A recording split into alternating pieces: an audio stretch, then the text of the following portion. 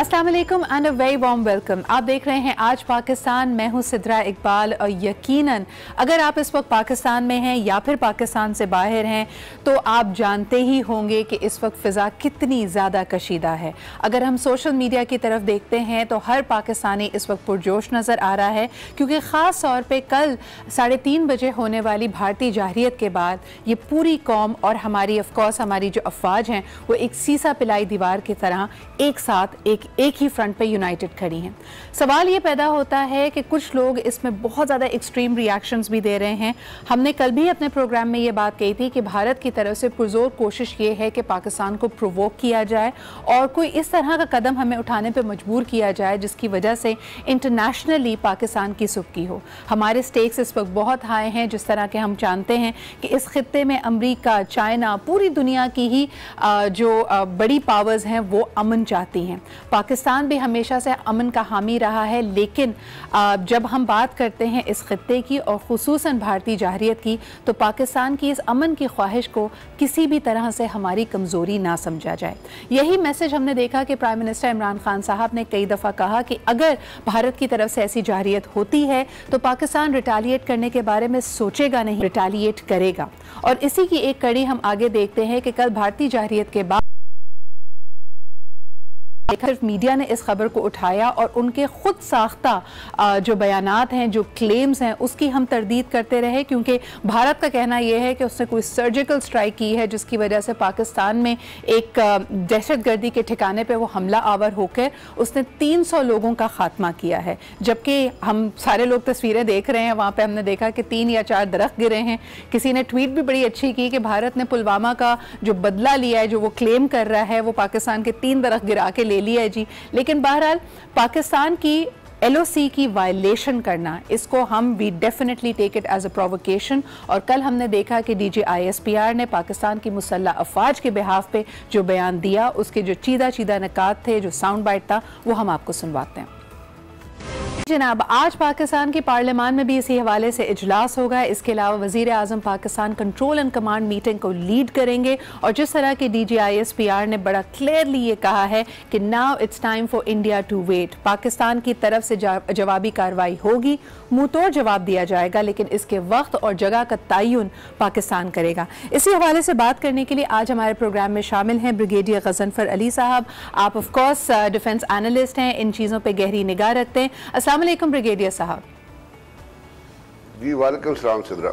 Sir, बहुत बहुत शुक्रिया हमें ज्वाइन करने का। सबसे पहले ये सूरत हाल जिस तरह एस्केलेट हो रही है, पाकिस्तान की बतदरीज ये ख्वाहिश रही है कि इसको डी एस्केलेट किया जाए। अभी भी रूम छोड़ा है पाकिस्तान ने जिस तरह की बातचीत की मेज़ पे आया जाए।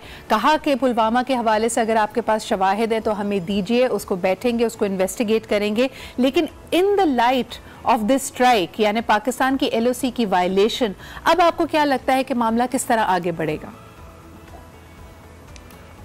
तो देखिए, सबसे पहले तो मैं आप नाजरीन के लिए जो पाकिस्तान में बाहर है जी, वो एक जिक्र करना चाहूँगा कि मैं अपनी तरफ से तो बहुत कुछ कह सकता हूँ कि जी ये नहीं हुआ या टारगेट नहीं था जी, लेकिन मैं आपको गार्डियन का कल की खबर कोट करना चाहता हूँ, जिसमें गार्डियन ने ये कहा कि जी इंडिया में बड़ी खुशी मनाई जा रही है। आई कोट गार्डियन, इंडिया में बड़ी खुशी मनाई जा रही है, लेकिन अभी तक जो टारगेट की एफिकेसी है वो क्लियर नहीं है और ना ये पता चला है कि डैमेज क्या है, और उसके लिए इंडिया कोई क्रेडिबल प्रूफ जो है वो नहीं दे सका है। ये गालिबन रिस्पॉन्स है, उसने कहा कैलिब्रेटेड रिस्पॉन्स है अपने लोगों का गुस्सा ठंडा करने के लिए। सही सर, लेकिन ब्रिगेडियर साहब, लेकिन अगर आप ही की इसी बात को थोड़ा सा मैं और प्रोब करना चाहूंगी, ये कैलिब्रेटेड रिस्पांस किसकी तरफ से आया है? क्या ये हमेशा तो हम पे इल्ज़ाम लगाते हैं, लेकिन क्या इनकी अस्करी क़यादत और इनकी जो हुकूमत है वो एक पेज पे नहीं है? क्योंकि एक तरफ ये स्ट्राइक होती है, दूसरी तरफ जब इनकी डिफेंस मिनिस्ट्री मीडिया कॉन्फ्रेंस करती है तो वो किसी भी सवाल का सही जवाब नहीं दे पाती। जल्द अज जल्द उस प्रेस मीट को ख़त्म किया जाता है। जब मीडिया उनको प्रोब करता है कि 200-300 हलाकतों का जो आप जिक्र कर रहे हैं उसके बारे में वजाहत कीजिए, वो नहीं कर पाते। यहां तक कि डिफेंस मिनिस्ट्री ने यह तक कहा कि वो इस सर्जिकल स्ट्राइक की अटेम्प्ट से लाइल्म थे। आप क्या कहेंगे? नहीं, मैं इसको मानता नहीं हूं, क्योंकि ये एक इंटरनेशनल कंजम्पशन के लिए एक चीज है जिसमें वो ये तासुर देना चाहते हैं कि चूंकि नरेंद्र मोदी ने अपनी एक तकरीर में ये कहा था कि हमने इजाजत दे दी है तो they are probably conveying the response के जी आर्मी एयरफोर्स वो अपने इंडिपेंडेंस में है, वो इजाजत मिलने के बाद अपने टारगेट की सिलेक्शन में, इसीलिए उसने रिस्पांस का जिक्र किया है। तो ये तो झूठ है जो इंडियन डिफेंस मिनिस्ट्री कह रही है, ये इंटरनेशनल कंजम्पशन के लिए है। और उसके साथ उन्होंने ये भी कहा कि तो प्रीएम्प्टिव स्ट्राइक्स है। अब अगर प्रीएम्प्टिव स्ट्राइक्स है तो ये याद रखिएगा कि आज के बाद अगर इंडिया के अंदर कोई दहशतगर्दी का हमला होता है तो वो इंडिया की अपनी जनरेशन होगा, इंडिया की अपनी क्रिएशन होगा, जैसे पुलवामा था। इसी के साथ साथ आप न्यूयॉर्क टाइम्स की भी कल की रिपोर्ट पढ़ लें और आप क्विंट की भी रिपोर्ट पढ़ ले, तो ये तो आपको ये स्पेसिफाई करेगा। और पाकिस्तान के लोगों को और बाहर के इंटरनेशनल को ये पता होना चाहिए कि इंडिया इन तमाम मामले में जो झूठ बोल रहा है, जो झूठ रिलेटेड है आपकी मिसाइल फायर करने से और टारगेट एंगेजमेंट से। हाँ, यहाँ पे ये हकीकत है कि लाइन ऑफ कंट्रोल को क्रॉस किया गया है और वो तंगधार सेलियन के ऊपर से क्रॉस किया गया है। उन्होंने 4 से 5 नॉटिकल माइल्स, क्योंकि आपको पता है मिराज का जो मनूवरिंग एरिया होता है जब वो एक टारगेट के अंदर एंटर हो जाता है तो वो कम से 4 से 5 किलोमीटर होता है, इससे ज्यादा बढ़ भी सकता है। सही। तो उनका एक प्लान था जिसको प्लान यही था और जो उनको मिशन भी दिया गया था वो भी यही था कि आपने LOC क्रॉस करनी है and you have to stay short of engagement with Pakistan air force. सही। और आपने एक ड्राई रन लेके अपना पेलोड किसी भी जगह पे रिलीज करके और आपने वापस आ जाना है। सही। अब इंटरनेशनल प्रेस को भी आप लेके जाएंगे, डिफेंस एस्टेब्लिशमेंट को, डिफेंस सेक्रेटरीज को भी डिफेंस अपने जो अटैचीज को भी लेके जाएंगे तो क्लियर हो जाएगा कि वहां पे क्या हुआ है क्या नहीं हुआ। लेकिन जो हम बात कर रहे हैं जहाँ पे सिद्रा, उसमें 2 चीजें हैं। एक तो ये है कि लोग हमारे यहाँ ये कह रहे हैं कि जी सिर्फ LOC क्रॉस हुई, क्या हो गया, बाद लोग ये कह रहे हैं। मैं आपसे याद करता हूं कि अगर LOC क्रॉस हुई है और पाकिस्तान ये कह रहा है कि LOC क्रॉस हुई है, तो अगर तो इंडिया की कोई इंटेंशन नहीं थी पाकिस्तान को बदनाम करने की, तो इंडिया के टेलीविजन चैनल्स पे भी यही चलना चाहिए था कि जी LOC हमने क्रॉस कर दी, गलती से क्रॉस कर दी।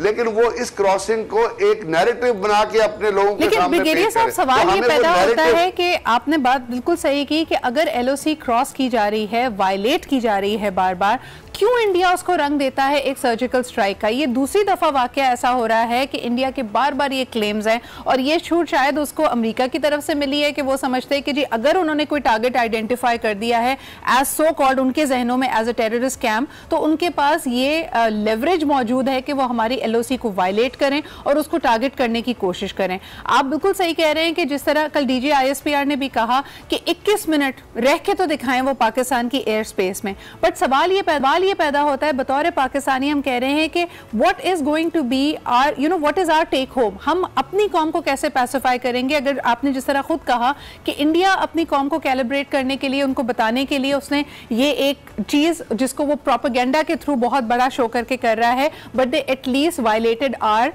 LOC। पाकिस्तान अब क्या करेगा जिसका हमें इंतजार कर रहे हैं?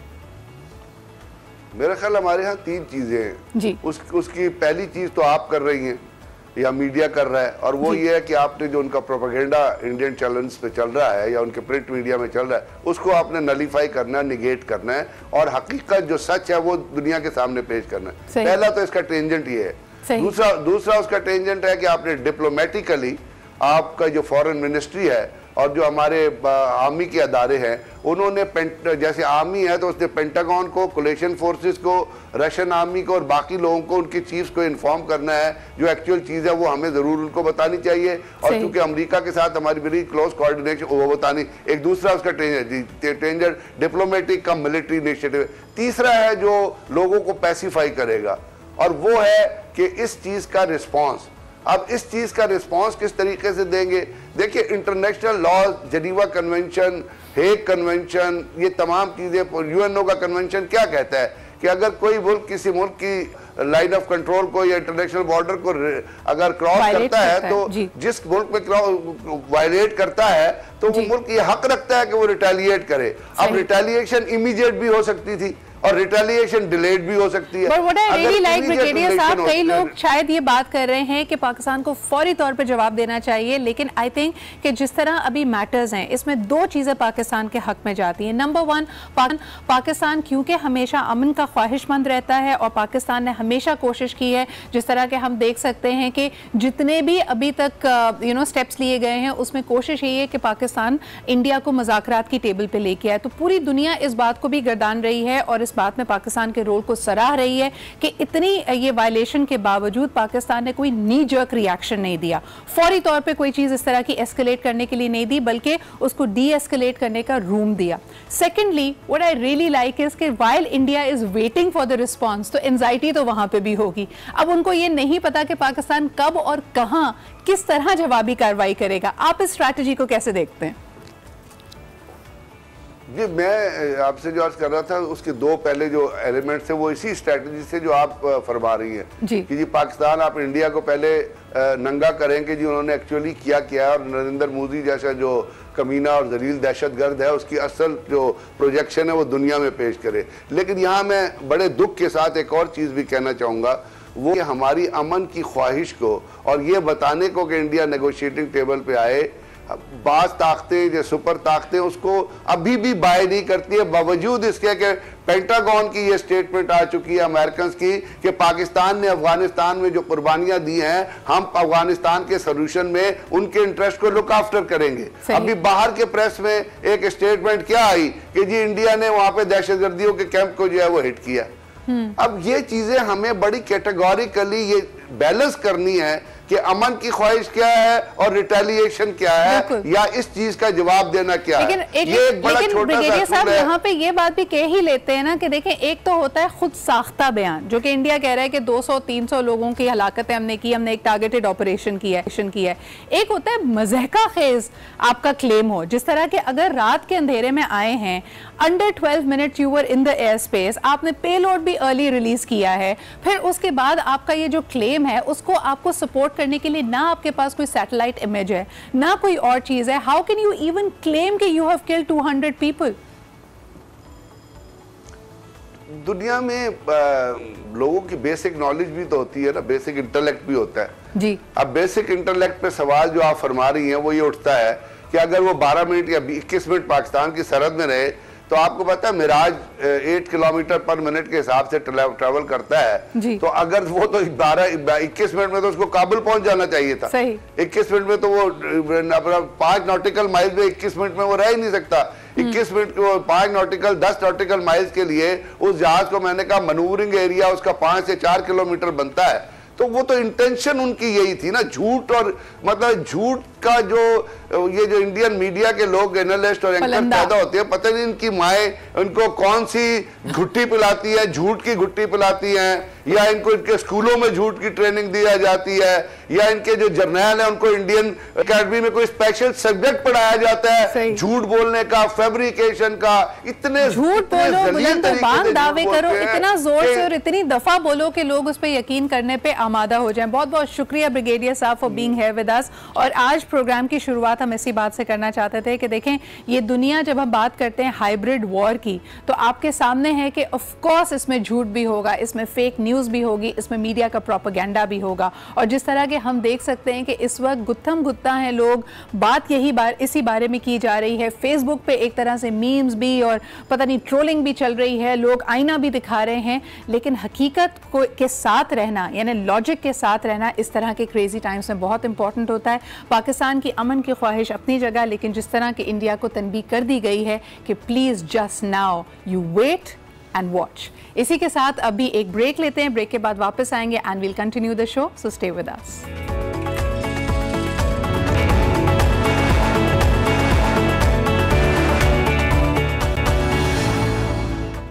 Welcome back after the break. और इसी हवाले से अपनी गुफ्तगू को, अपने प्रोग्राम को कंटिन्यू करते हैं कि एक झूठ का पलंदा है जो हमारे सामने है, भारतीय प्रोपेगेंडा। मेरे ख्याल में पूरी दुनिया में बेनकाब हो रहा है, क्योंकि जहां इंटरनेशनल मीडिया ने ये न्यूज़ को पिक किया है, तो जो भारतीय क्लेम है जिसमें वो कहते हैं कि जी पता नहीं कितनी हलाकतें उन्होंने कर ली हैं, एक टारगेटेड ऑपरेशन किया है, एक सर्जिकल स्ट्राइक किया है, तमाम ही रिपोर्ट्स ये वजाहत कर रही हैं कि कोई शवाहिद मौजूद नहीं है। एंड इट सीम्स कि अपने यहाँ उन्होंने जितना इसको हाइप दी थी, जितनी मीडिया मीडिया हाइप दी थी पुलवामा को कि जी बड़ी ज्यादती कर दी है पाकिस्तान ने और ये पाकिस्तान की तरफ से एक अटैक है, बगैर किसी एविडेंस के, बगैर किसी चीज़ को, यानी जो डिप्लोमेटिक कॉरिडोर्स हैं, जो मुल्कों की हुकूमतें हैं, उनको आपस में कनेक्ट किए बगैर जो उनका ये बहुत ही लाउड क्लेम था, तो उसके बाद जो इन्होंने इतना सेंटिमेंट्स को उभारा है, they had to respond to it. अब हमारे साथ मौजूद हैं जी आसमा शिराजी साहिबा, सीनियर एनालिस्ट पर्सन है, उनसे जानते हैं कि इंटरनेशनल मीडिया उनकी नज़र में किस तरह रिस्पॉन्ड कर रहा है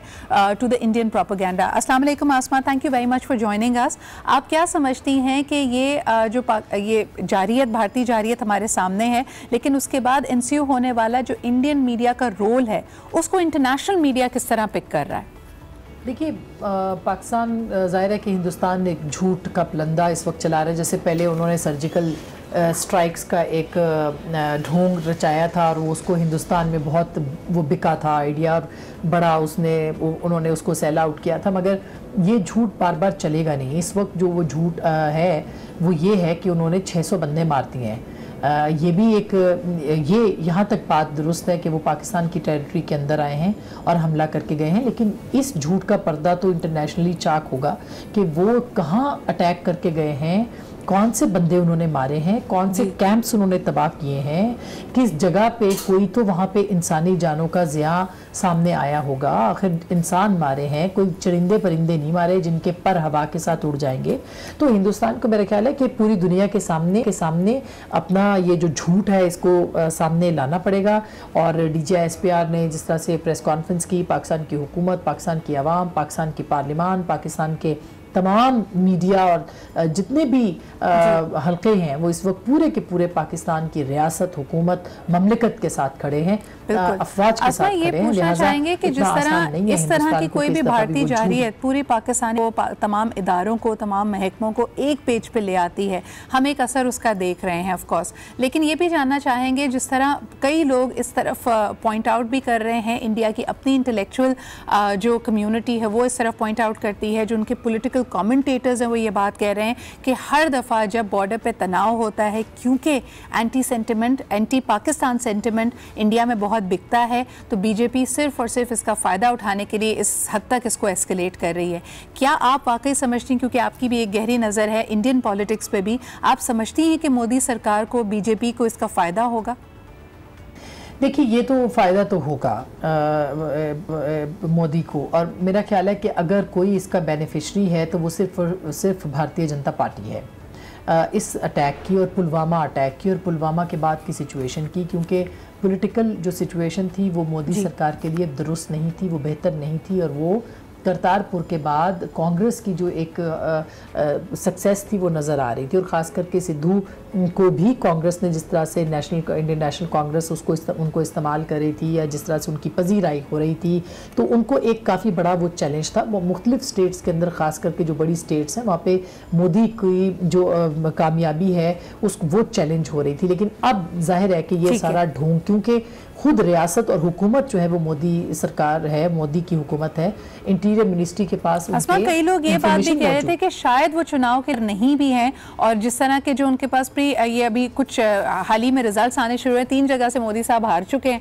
तो अब उनको शायद ये भी ऑप्शन उनके पास एक्सप्लोर वो करना चाह रहे थे कि इस मामले को इतना एस्केलेट कर दें कि शायद उनको इंडिया में इमरजेंसी नाफिज करनी पड़े। लेकिन आपसे आखिरी सवाल ये करना चाहूँगी कि जिस तरह आपने पहले भी इशारा दिया कि पाकिस्तानी क़यादत, जिसमें हम देखते हैं कि अपोजिशन हो, सेनेट हो, पार्लियामान हो, आज भी पार्लियामान का इजलास इसी हवाले से है, इसको आप एक पेज पे जो देख रही हैं, यक ज़बान होकर वो रियासत और मुमलिकत के दिफा के लिए इस वक्त बात कर रहे हैं, ये आप समझते हैं कि पाकिस्तान के लिए खुशाइन बात है?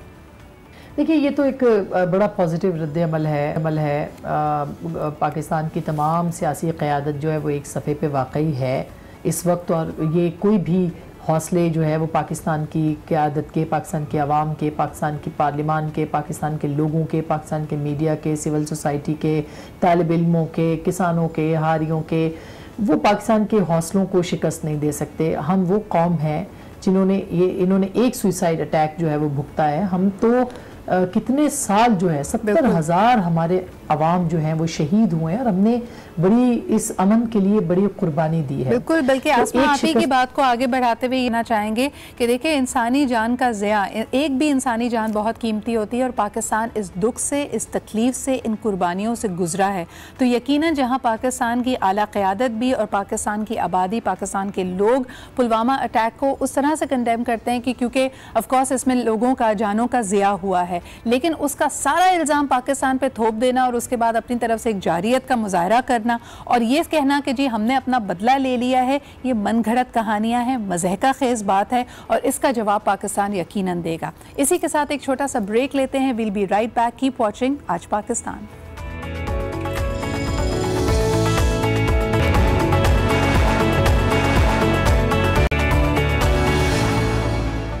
जी जनाब, जवाबी कार्रवाई की बात हो रही है और लड़ने के लिए भी ना हिम्मत और हौसला चाहिए होता है और उसके लिए खाना बहुत ज़रूरी है। आप घर में भी देखें, अगर आपस में कभी बहस हो जाए तो खाना पीना आप नहीं छोड़ सकते और इसी हवाले से हम देख रहे हैं कि पाकिस्तानियों के जहाँ पे बहुत सारे और शौक़ हैं उसमें क्रिकेट शामिल है और क्रिकेट सीज़न में ऑफकोर्स क्योंकि हम सब मिलकर बैठते हैं तो हमारे पास ऑप्शंस होने चाहिए मज़ेदार चीज़ों के, स्नैक्स के। तो इसी हवाले से आज हमने अपने प्रोग्राम में दावत दी है नुमान को, Numan Sikandar, of course CEO of Foodpanda. Thank you so much Numan for being here with us. Thank you for inviting me. अभी हम बात कर रहे थे, मेरा भी बड़ा रश पीरियड आया हुआ है, पूरा पाकिस्तान इस वक्त देख रहा है, रात हो दिन हो मीम्स फॉरवर्ड हो रही हैं, बातचीत की जा रही है। I mean the response to the Indian fictitious claim has been phenomenal. But coming to the food factor of it, क्या आपने देखा कि हम क्योंकि रात भर या तो सोशल मीडिया पे जाग रहे हैं या फिर क्रिकेट की वजह से जाग रहे हैं, तो हम खाना भी ज्यादा खा रहे हैं, खाना भी ऑर्डर कर रहे हैं? I think in the last 2-3 days we've certainly seen a surge in food ordering, especially after midnight. So maybe more Pakistanis are up in the night. Yeah, definitely. कोई कॉम्प्रोमाइज़ नहीं है इस बात के ऊपर, लेकिन मुझे ये भी बताइएगा कि फूड पैंडा अल्हम्दुलिल्लाह has been doing so well for the last 4-5 years in Pakistan. क्या कंजम्पशन पैटर्न्स है नुमान? क्या अब now people it's like second nature, अब लोगों को इतनी आदत हो गई है कि दे डोंट प्लान लंचेस, दे सी कि अच्छा उसी वक्त कैटेगरी आपकी डायरेक्टरी देखेंगे, व्हाट्स द क्लोजेस्ट उस वक्त।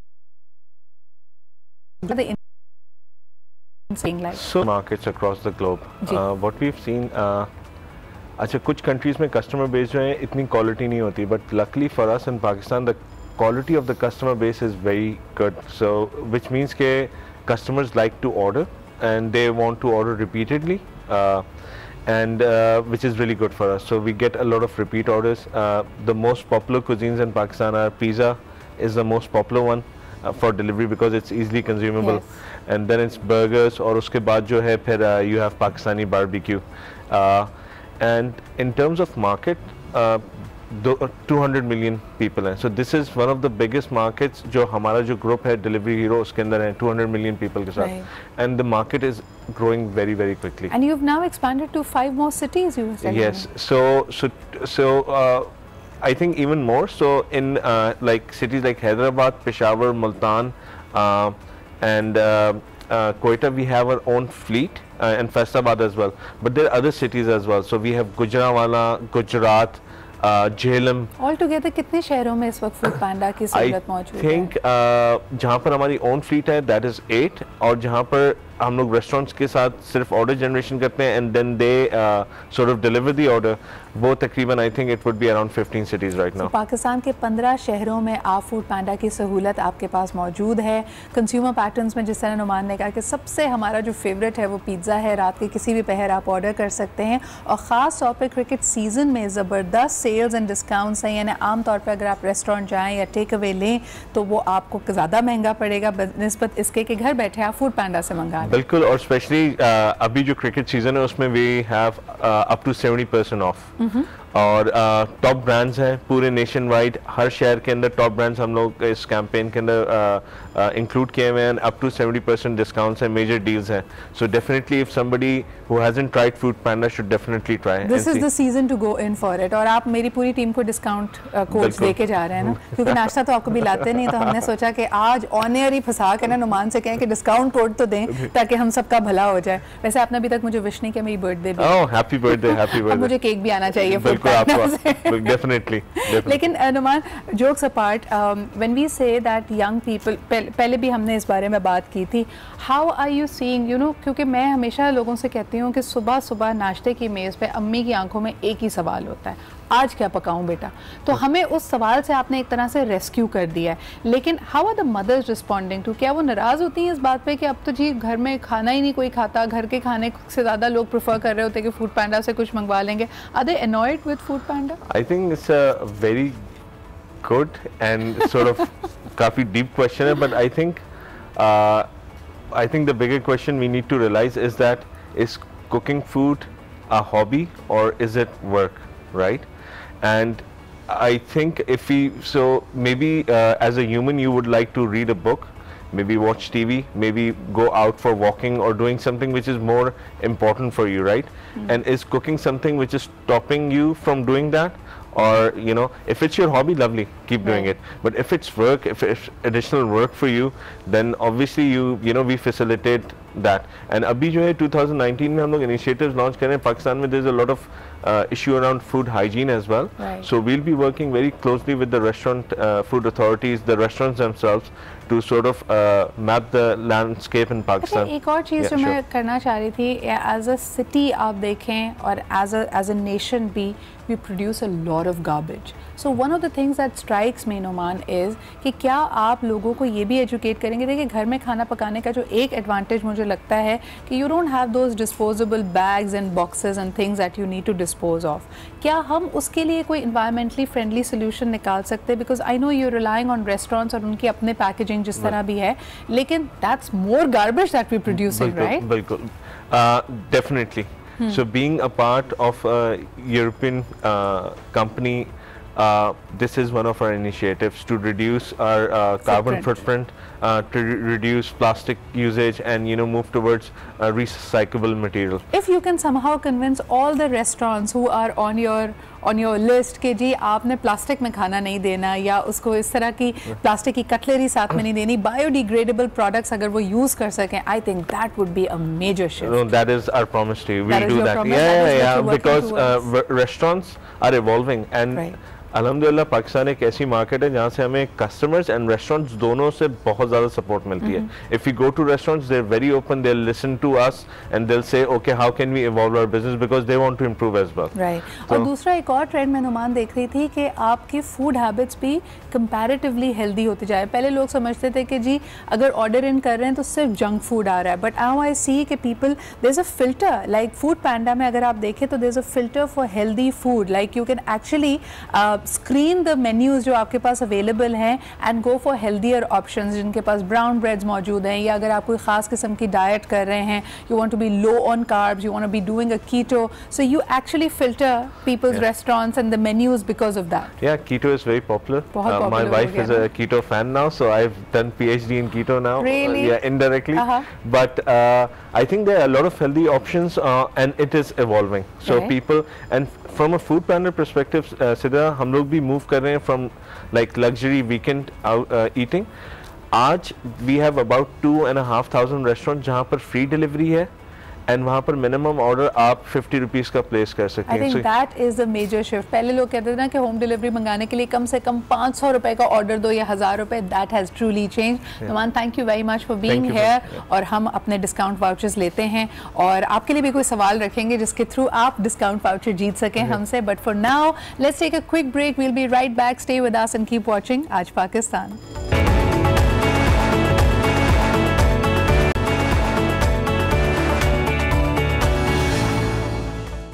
And welcome back. क्योंकि हम ब्रेक पे जाने से पहले बात कर रहे थे इंडिया और पाकिस्तान के हवाले से. आपको याद है थोड़ी देर से पहले एक स्टोरी इंडिया से ब्रेक हुई थी जहां उन्होंने हमारा एक कबूतर पकड़ लिया था और कहा था कि शायद ये एक स्पाई कबूतर है. तो हमने उससे इंस्पायर होकर एक मूवी बनाई है जिसका नाम है लाल कबूतर. मजाक करिए, उससे इंस्पायर होकर नहीं बनाई, but it's a thriller. It's upcoming and today we have the directors and the cast of Laal Kabootar right here with us. Pakistani कबूतर होना भी ना क्या एजाज़ की बात है. तो सबसे पहले आपको लाल कबूतर का हम ट्रेलर दिखाते हैं. करेंगे। लेट्स बैक, आप देख रहे थे लाल कबूतर का ट्रेलर और यकीनन you have such powerful stories and story tellers in Pakistan. और वाकई इस तरह की ट्रेलर्स और इस तरह की मूवीज़ का पता करके ये लगता है कि Pakistani cinema is now really coming into its own identity. जिस तरह की मुख्तलिफ स्टोरीज़ हैं, हमने थोड़ा एक्सपेरिमेंट भी किया, हमें समझ नहीं आया कि जी हम ज़रा इंडिया की तरफ ज़्यादा देखें, शायद हमारे व्यूअर्स को उसी तरह की मूवीज़ देखने की समझने की आदत है। कुछ हमने सोचा कि हम जिस तरह की मूवीज़ करना चाहते हैं उसका कुछ ब्लेंड करने की कोशिश करें, it has to make business sense as well. ये सब जानेंगे आज हम इनकी कास्ट से और प्रोड्यूसर से कि what was their vision, because definitely any movie is a product of passion and a लॉर ऑफ लव।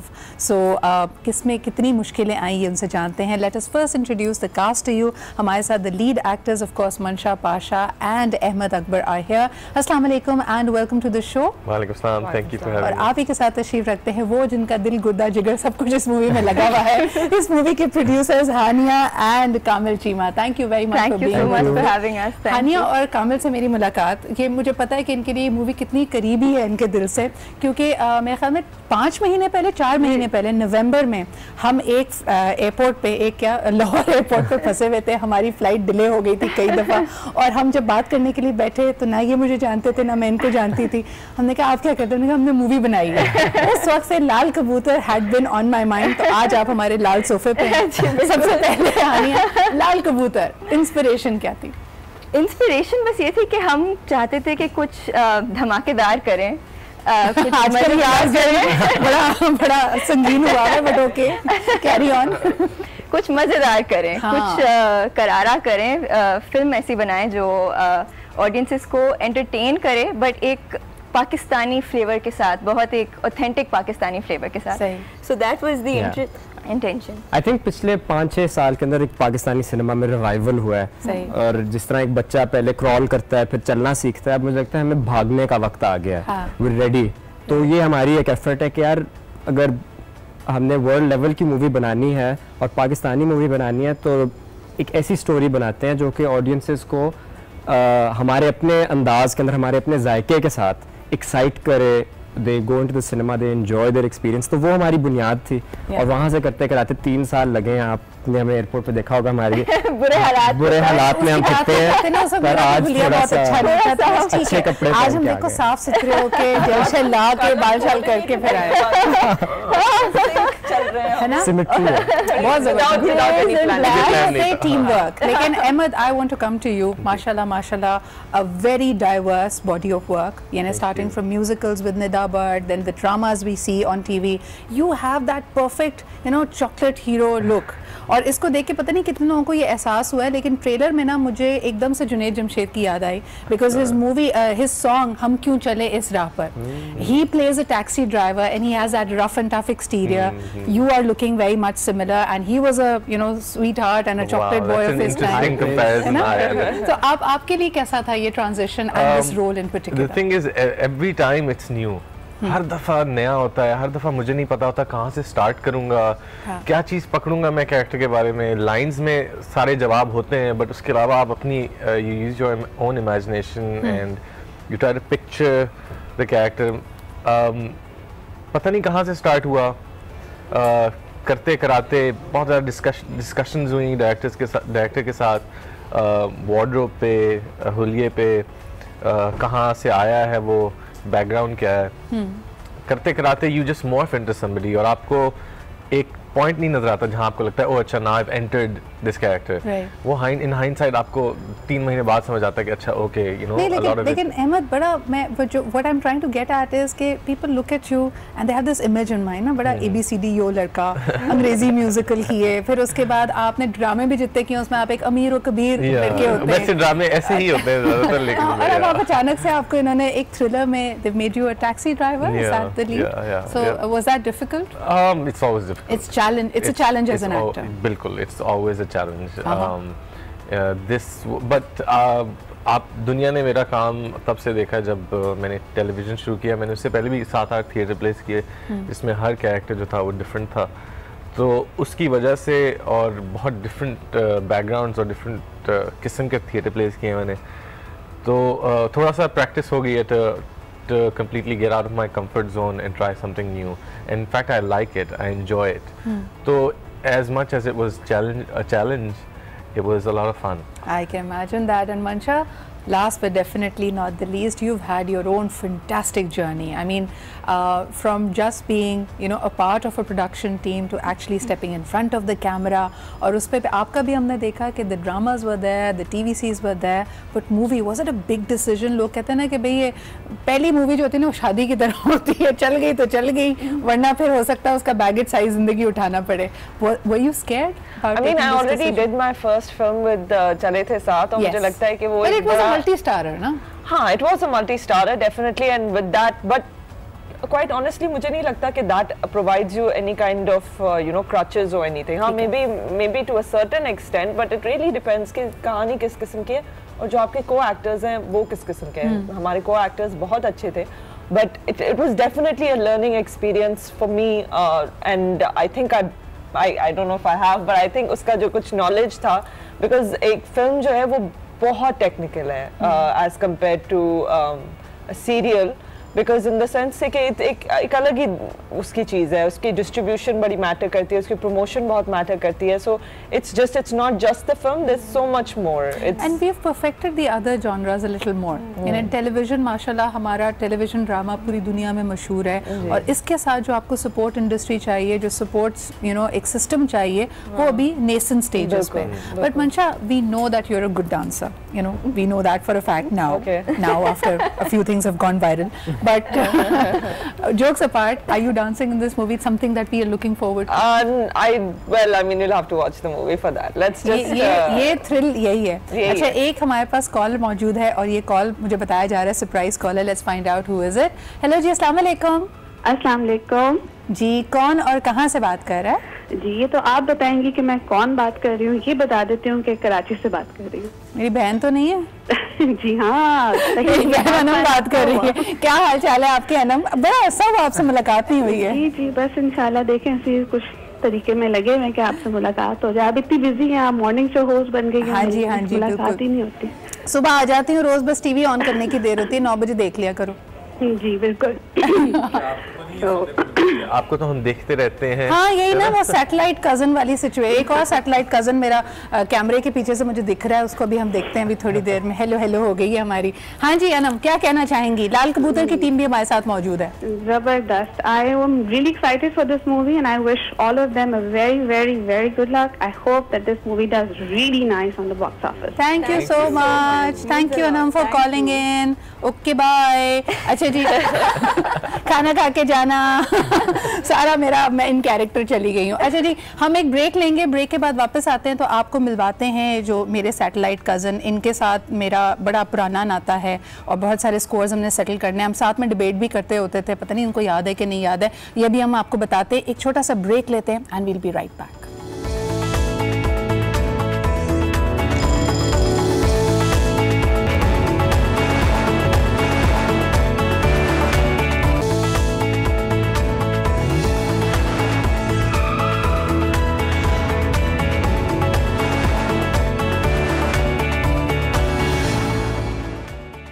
Welcome back. आप देख रहे हैं आज पाकिस्तान और अब हमारा फुल हाउस फुल है जी. मूवी की बात हो रही है तो हाउसफुल होना एक बड़ा अच्छा शगुन है, बड़ा अच्छा निशान है.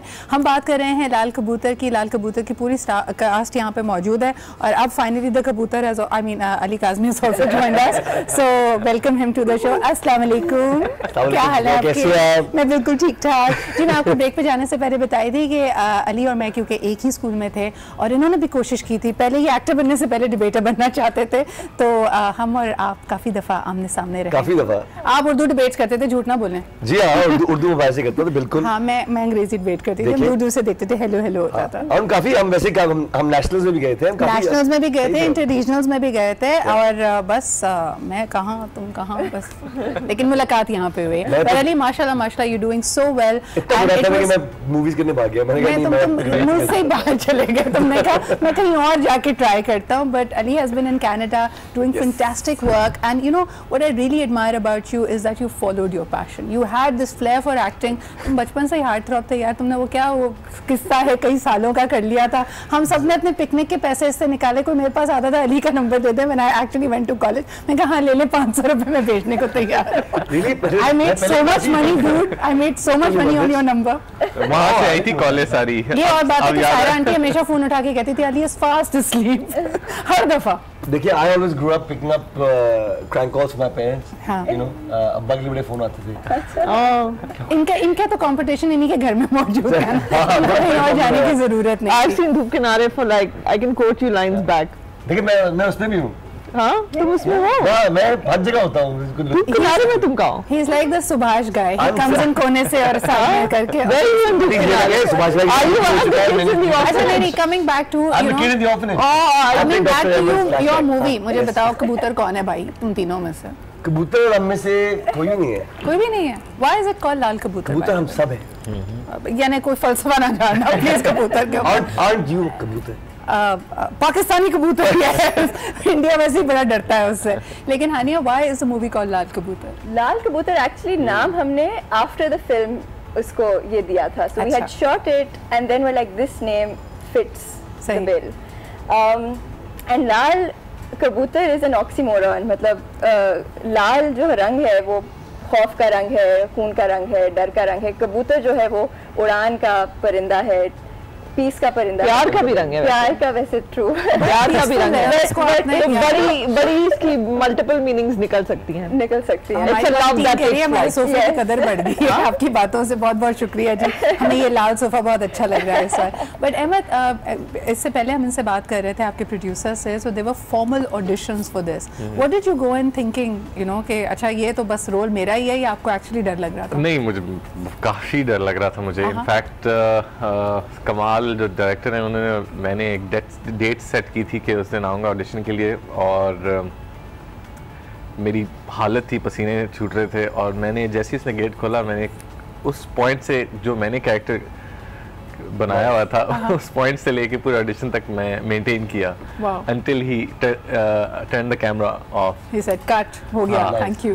तो वैसे मैंने किया ऑडिशन, और मेरे ख्याल से तो बहुत ही बुरा हुआ था. बहुत वो कह रहा था अच्छा था. बहुत अमेजिंग था. blown away, क्योंकि हमने we weren't there. कमाल जो हमारे डायरेक्टर हैं उन्होंने ये ऑडिशन किया था, and Emma just वो ही ना walked into the house as the character Adil, and वो उसकी तरह से पान खा रहा था और उसी की तरह से मतलब you had actually prepared.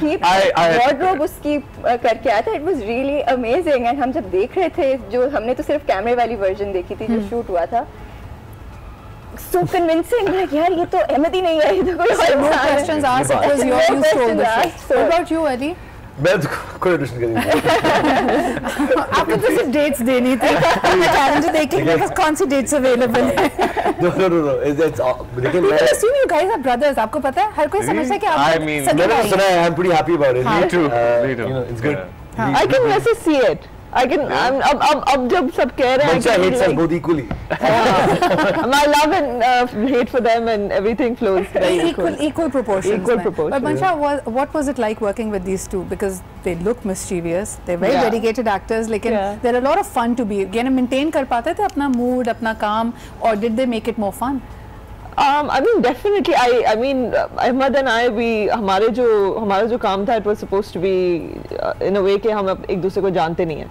So हमें set पे भी इस तरीके से रखा गया कि हमें थोड़ा separate रखा गया. But I've actually started to spend more time with him during the promotions, and I'm having a good time.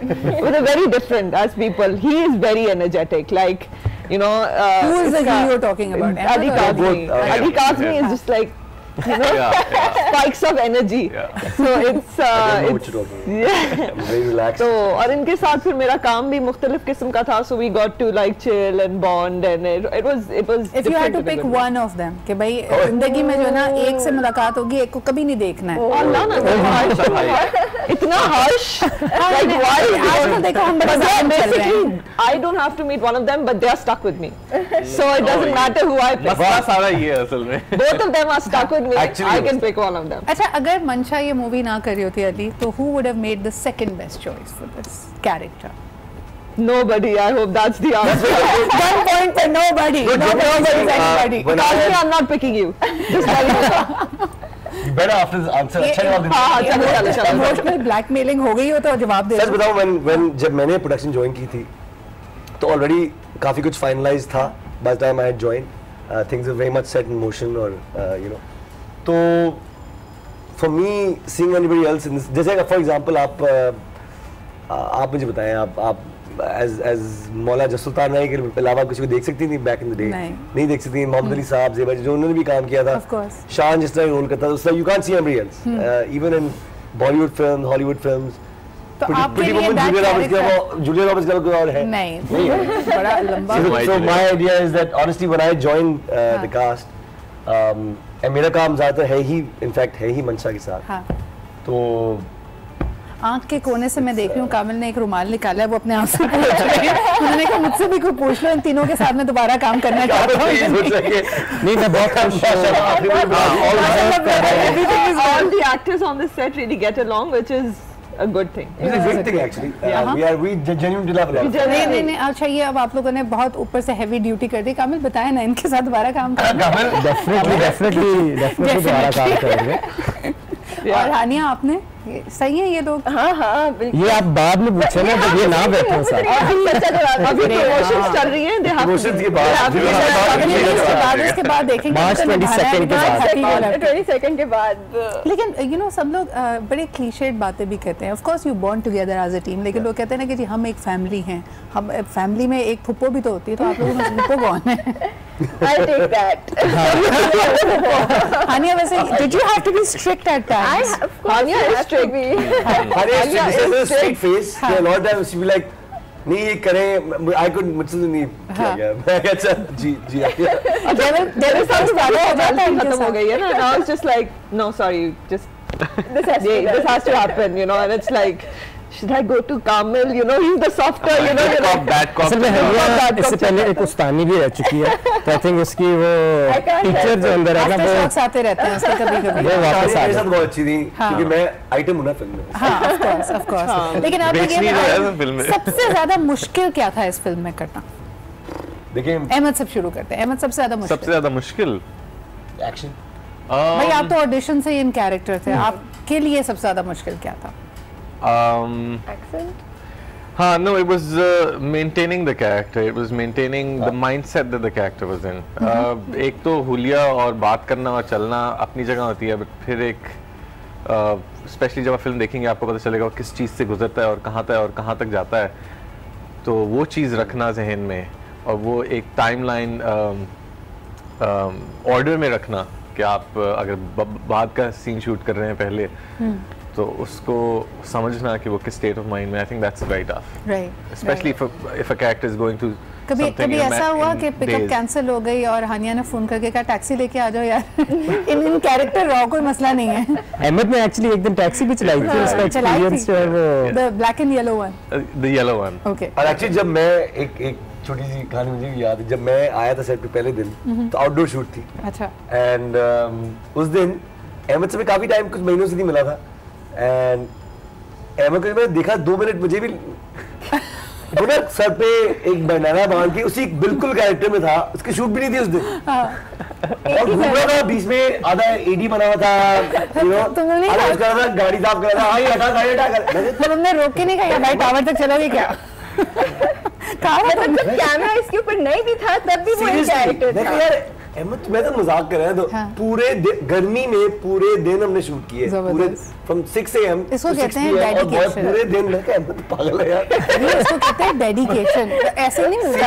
Serious dedication. Ahmad Akbar बहुत डेडिकेटेड है. ये आप ना भूलिए. अच्छा मुझे ये बताइए कि अब आप लोग क्योंकि 22nd is just around the corner, are you guys scared? Are you now wondering कि अच्छा यार हमने तो we had a lot of fun, we did it, now it's up to the audience. लोगों को पसंद आता है नहीं आता, जहन में है कहीं ये चीज? Obviously. I'm petrified.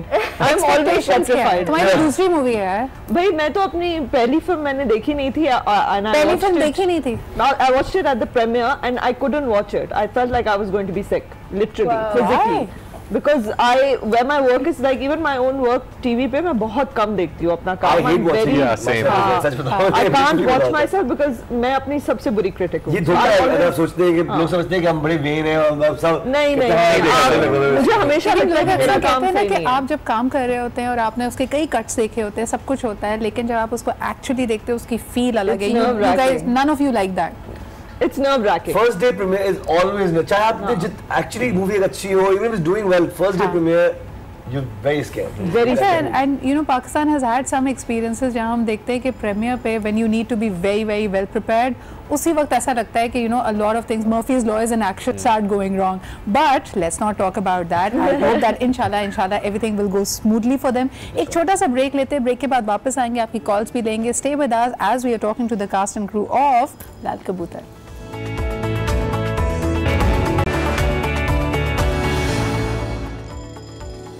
And we are back. और ऑफ कोर्स आप देख सकते हैं कि इतनी एक्साइटमेंट है. ये पूरी टीम यहाँ पे इनका रीयूनियन हो रहा है. ये एक्चुअली मिले ही नहीं थे इससे पहले.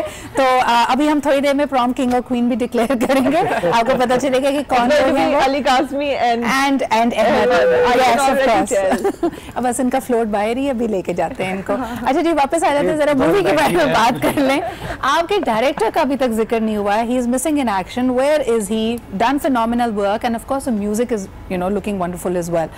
Hania, anything that you want to talk about? So music हमारा किया है ताहा मलिक ने and कमाल खान is the director. वो इस वक्त हमारी technical end of the film को संभाल रहे हैं in England. So he is over there, जिसकी वजह से definitely not a paid vacation. Definitely not. क्योंकि 22 तारीख को मूवी रिलीज होनी है, तो आप सोच सकते हो बेचारे डायरेक्टर को खाने पीने का होश नहीं होगा. नॉन स्टॉप काम कर रहा है वो. But all of you have thoroughly enjoyed working with him. This is what I gather. Side पे ही कर रहे, ब्रेक में नहीं कर रहे थे कि honestly he is one of those guys जो कि एक अनसंग हीरो नहीं होता. He is actually that guy.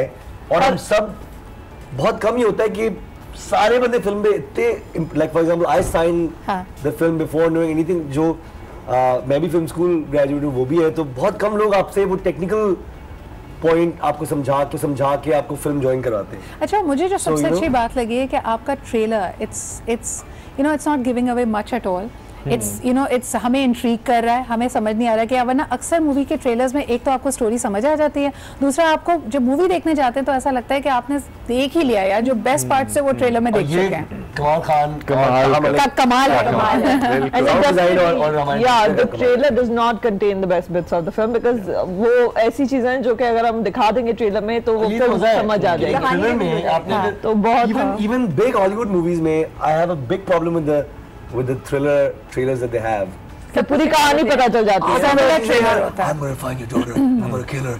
अच्छा हो गया, सारा हो गया, बता दिया तुम्हें टाइम से. हॉरर मूवीज में सब कुछ पता चल जाता है.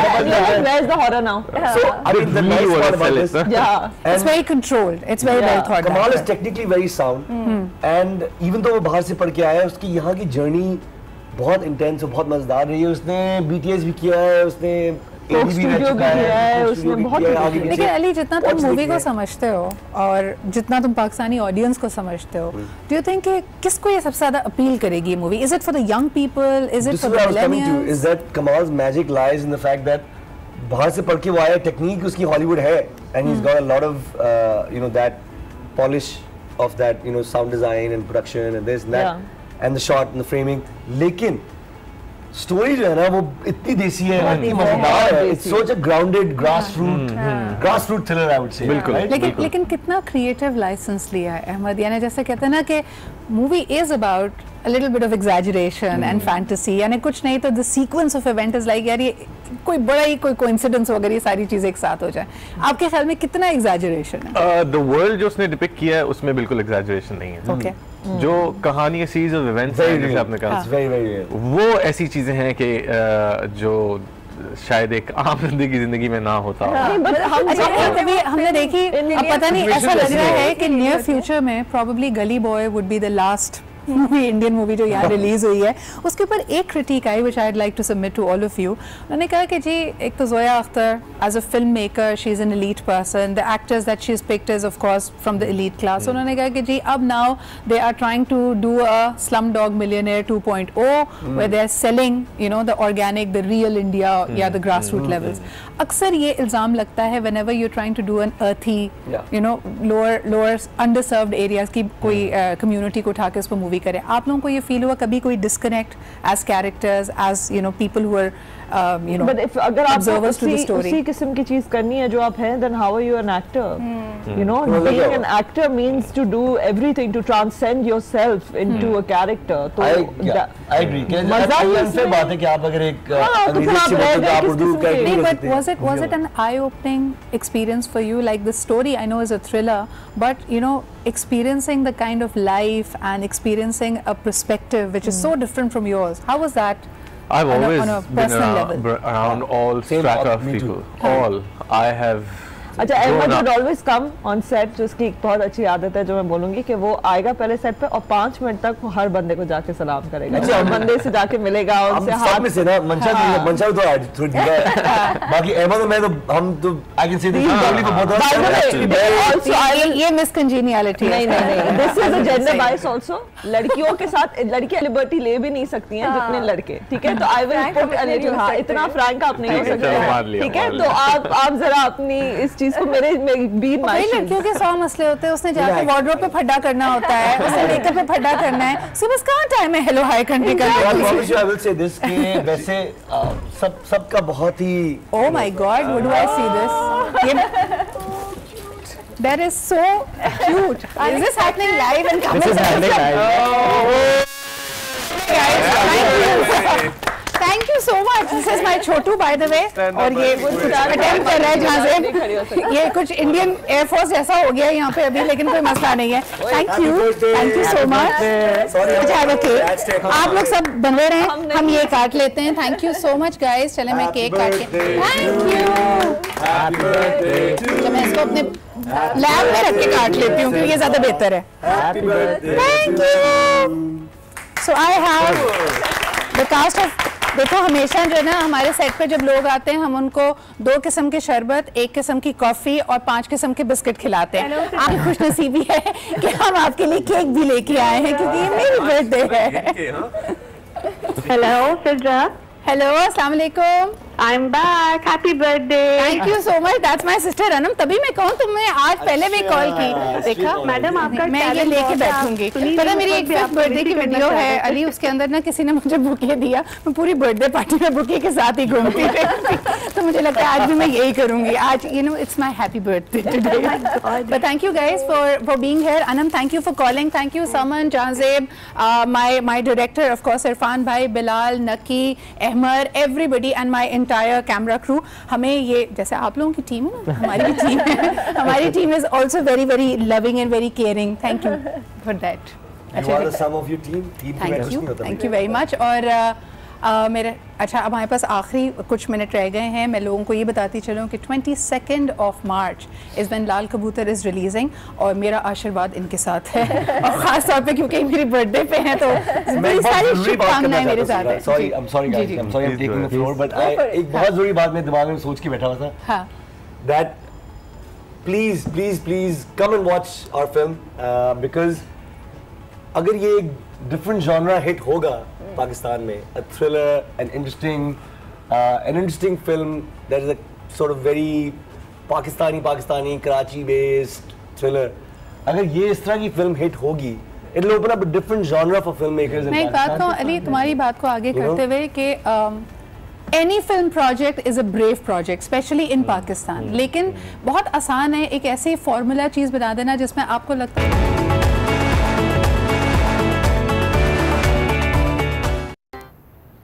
फौरी खबर आपके साथ शेयर करेंगे। मकबूजा कश्मीर में भारतीय एयरफोर्स का तैयारा गिरकर तबाह हो गया है। बिडगाम में तैयारा हादसे में 2 भारतीय पायलट्स मारे गए हैं। भारतीय मीडिया के मुताबिक फौजी तैयारा टेक्निकल खराबी के बाइस गिरकर तबाह हुआ है। मकबूजा कश्मीर में आपको बताते चलेंगे वाकया पेश आया है जहां पर भारतीय एयरफोर्स का तैयारा गिरकर तबाह हुआ है।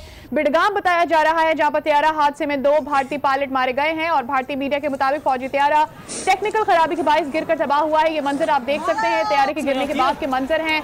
आप देख सकते हैं कि पूरा तैयारा जल गया है और राख हो रहा है, आग भड़क उठी है इस तैयारे के अंदर जो कि गिरा है। बिडगाम का इलाका है जहां से ये फुटेजेस सामने आ रही हैं और भारतीय मीडिया ये बता रहा है कि कोई टेक्निकल फॉल्ट था इस तैयारे के अंदर जिसकी वजह से ये गिर चुका है। आपको ये बताते चले कि इससे पहले एयरफोर्स की जो है तैयारी हो रही थी उसमें भी 2 भारतीय तैयारे आपस में टकरा गए थे और आपको बताएं कि उस ट्रेनिंग के दौरान भी वो दोनों जो अंदर मौजूद थे पायलट्स वो उससे मुतासर हुए थे। इसके अलावा एक जख्मी भी हुआ था शख्स। तो आपको ये बताते चले कि अब ये दूसरा वाकया है भारतीय एयरफोर्स के तैयारों के हवाले से जो कि ये आया है और आपको बताते चले ये भी एक हादसा था, वो भी एक हादसा है। उसमें ट्रेनिंग के दौरान आपको बताते चलें कि 2 तैयारे आपस में टकराए थे और आज जो वाकया अभी आपके साथ रिपोर्ट कर रहे हैं आपको बताते चलें कि मकबूजा कश्मीर में ये जो तैयारा आप देख सकते हैं बिडगाम का इलाका है जहां पर गिरा है और यहां पर भारतीय एयरफोर्स का ये तैयारा गिरा है और तैयारा हादसे में 2 भारतीय पायलट्स मारे भी गए हैं। भारतीय मीडिया बता रहा है कि फौजी तैयारा टेक्निकल फॉल्ट के बाइस गिर गया।